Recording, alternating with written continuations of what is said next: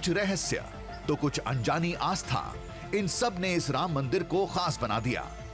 इन पलों का गवाह बनकर हमें भी गर्व महसूस हो रहा था, लेकिन इससे भी गहरे थे उस मंदिर के राज, जिसकी छत कभी ढल नहीं पाई, दीवारें कभी खड़ी नहीं हुई, चौखट भी नहीं लग पाया।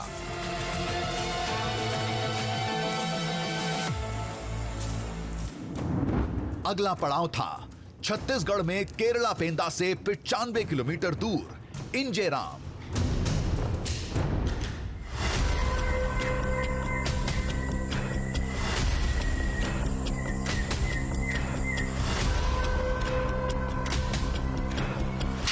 चार दीवारों के बीच खुले आसमान के नीचे पड़े ये पौराणिक अवशेष खास हैं।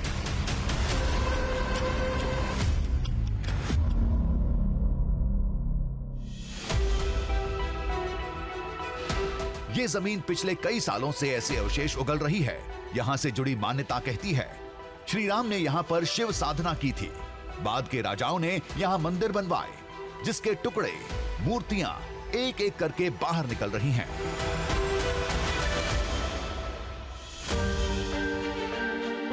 ये देख रहे हैं आप, यहाँ श्री राम और माँ सीता का वनवासी रूप दिखाया गया है और ये काफी हद तक उस वेशभूषा में आपको नजर आता है जैसा बस्तर के मूल निवासी आपको नजर आते हैं। और ये जो चबूतरा है बाजू में, इस पर माना जाता है कि श्री राम ने बैठकर भगवान शंकर की आराधना की थी।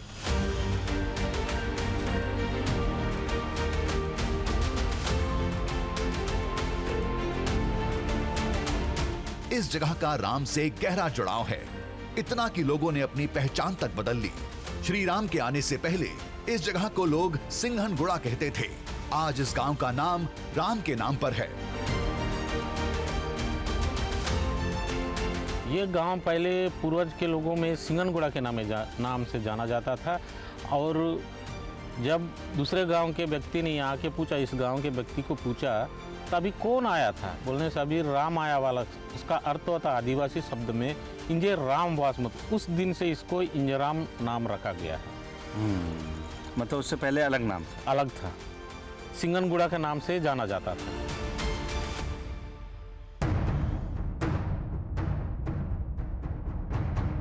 इस जुड़ाव की वजह है चार दीवारी के बीच बिखरे ये अवशेष। माना जाता है कि राम ने इसी जगह बैठकर शिव साधना की थी। आज लोग यहाँ मंदिर बनाना चाहते हैं, लेकिन लाख कोशिश के बावजूद ये काम अंजाम तक नहीं पहुंच रहा। जब भी कोशिश की जाती है, मजदूर बीमार पड़ जाते हैं, काम अधूरा रह जाता है।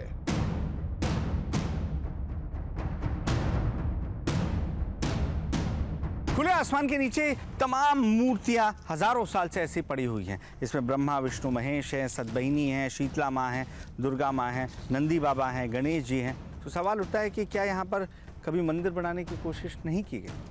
लेकिन जवाब है, ऐसा नहीं है। पहले, आज से तकरीबन 30 साल पहले इस स्थान पर मंदिर बनाने की कोशिश की गई थी और जहाँ पर ये मूर्तियाँ हैं इसके आसपास से ही एक दायरा खींचने की कोशिश की गई, लेकिन उसका फल ये हुआ कि जो मजदूर हैं वो बीमार हो गए, जिसके बाद से लोगों के मन में एक डर बैठ गया। और उसके बाद से यहाँ इस हिस्से में जहाँ मूर्तियाँ स्थापित हैं, इसके आसपास कोई भी दीवार खड़ी करने की कोशिश नहीं की गई।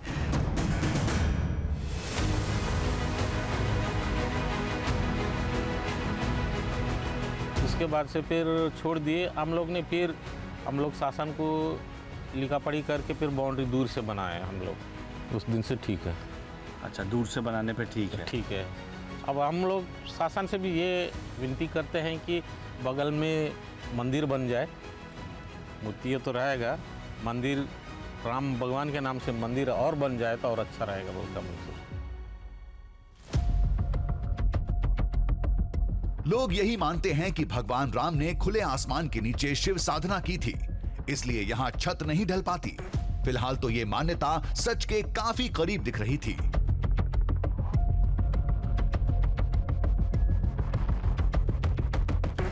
हैरत की बात यह है कि ये सब अद्भुत कहानियां अभी तक बाहरी दुनिया के लिए अनसुनी थीं।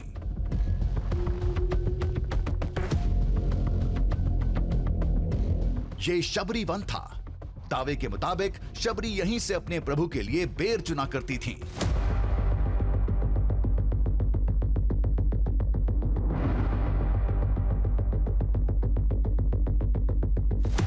शबरी भी आदिवासी थी और आज भी ये धरती आदिवासियों की है।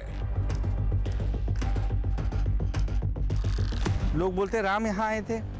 राम आए थे तभी तो सबरी बना है। अच्छा। ये सबरी नदी है। हाँ।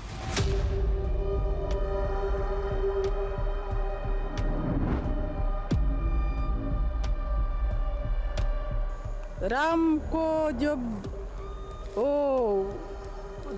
माता खिलाता है ना, झूठा वाला। हाँ, जूठा बेर। बेर। हाँ। राम को।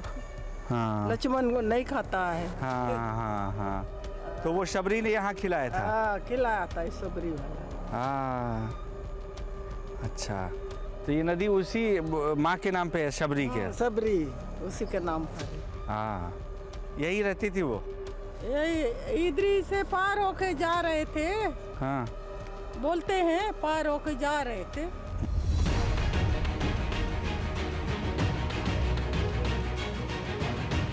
सामने शबरी नदी थी जो सीधे गोदावरी नदी से मिलती है, वही गोदावरी नदी जो रामायण काल में भी थी।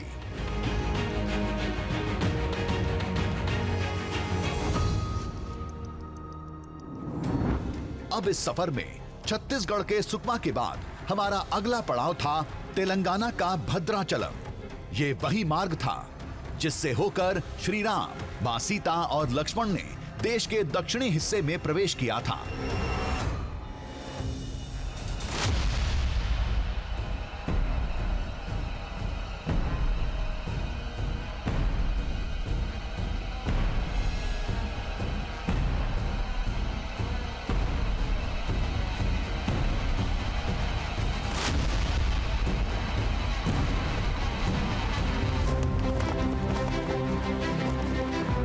इस गोदावरी नदी को पार करके श्री राम आगे बढ़े थे।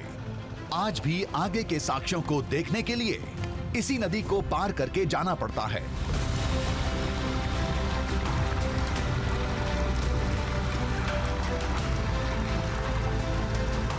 उस पार की निशानियां अहम थी। आगे वो घटनाएं हुई थी जिन्होंने रावण वध के लिए श्री राम को लंका पहुंचा दिया था। देखिए, वो जो पहाड़ आपको देखने को मिल रहा है, ये काफी खास पहाड़ है। इसे रदम गुट्टा कहा जाता है।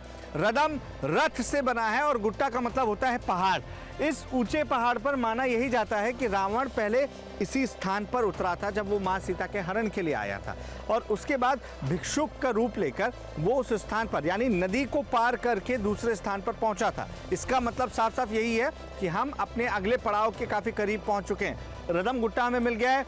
इसके सामने ही वो स्थान होना चाहिए जहां पंचवटी है, जहां से मां सीता का हरण हुआ था। उस साइड चलिए भैया।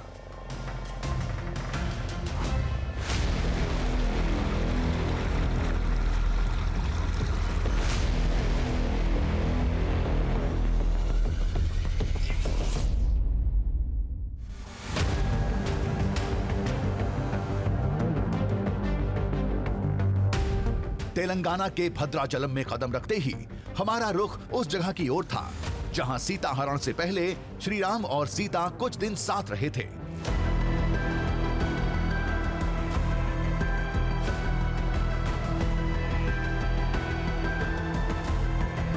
यहाँ तकरीबन 2.5 से 3 साल का वक्त प्रभु श्री राम ने गोदावरी के तट पर यहाँ गुजारा था, और यही वजह है कि इस शिला पर, इस चट्टान पर कई ऐसे साक्ष्य आज भी मौजूद हैं जो श्री राम से जुड़े हुए हैं, सीता मैया से जुड़े हुए हैं और जगह जगह पर बिखरे हुए हैं।